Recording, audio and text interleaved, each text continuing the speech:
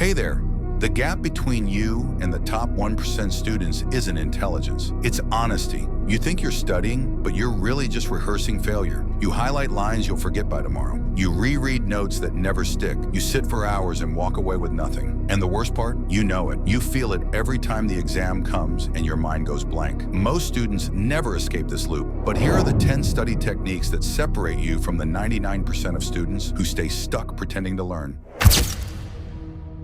1. Remove your phone completely, not to avoid distraction, but because its presence rewires your attention, whether you touch it or not. Your brain doesn't need the phone to ring. Just knowing it's there fragments your focus into something too shallow for real learning. Remove it, because the only way to think clearly is to stop negotiating with the thing designed to steal your attention. 2. Write 3 questions before studying. Start every study session by writing 3 exam-style questions, not to test yourself, but to force your brain to think like the exam will. Writing questions before you study exposes the gaps you've been ignoring. That discomfort sharpens your focus. You stop drifting. You start hunting for answers. 3. Follow the pomodoro technique. Study in 25-minute focused sprints, then take a 5-minute break. Not to work less, but because 25 minutes of full attention outweighs 2 hours of half presence. Your brain works in bursts, not marathons. Respect that and you'll learn faster. 4. Study the hardest subjects during your peak energy window. Not to get it over with, but because you only get one shot at your best thinking each day. Most people waste it on easy tasks. Your peak energy is the only time deep understanding is actually possible. Everything else is maintenance.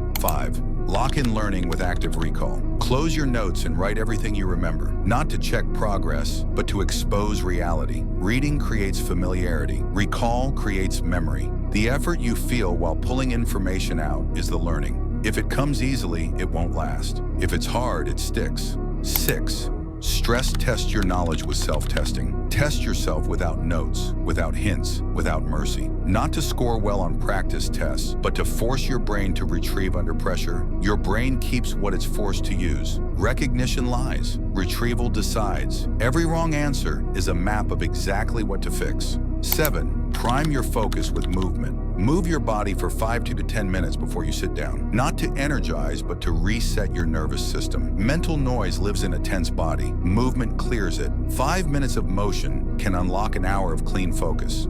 8.